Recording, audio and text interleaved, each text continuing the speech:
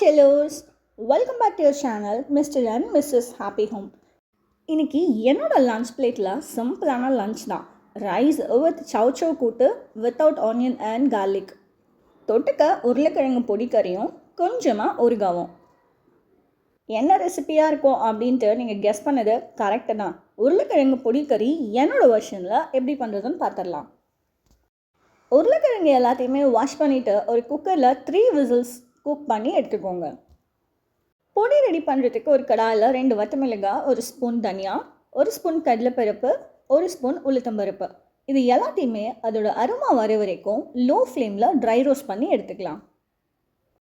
இந்த மசாலா ஆற விட்டுட்டு ஃபைனலாக ஒரு மிக்ஸி ஜாரில் ஆட் பண்ணிக்கோங்க.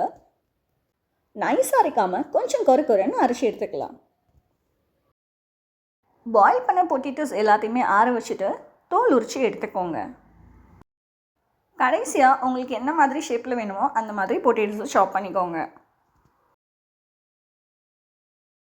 மறுபடியும் கடாயில் தாளிக்கிறதுக்கு எண்ணெய் ஊற்றிட்டு உளுத்தம்பருப்பு, கடுகு பொரிஞ்ச உடனே கருவேப்பிலையும் பெருங்காயமும் ஆட் பண்ணிக்கோங்க. இந்த ஸ்டேஜில் பாயில் பண்ண பொட்டேட்டோஸ் ஆட் பண்ணிவிட்டு இதுக்கு தேவையான உப்பும் மஞ்சத்தூளும் போட்டு ஒரு 2 மினிட்ஸ் மூடி போட்டு மூடி வச்சுருங்க.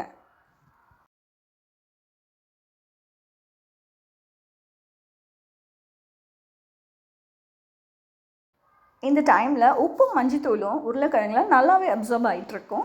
அகெயின் ஒரு 3 மினிட்ஸ் ஓப்பனாகவே வச்சு குக் பண்ணுங்கள். இதனால உங்களுக்கு சைடில் எல்லாமே நல்லா ஈவனாக ரோஸ்ட் ஆகும்.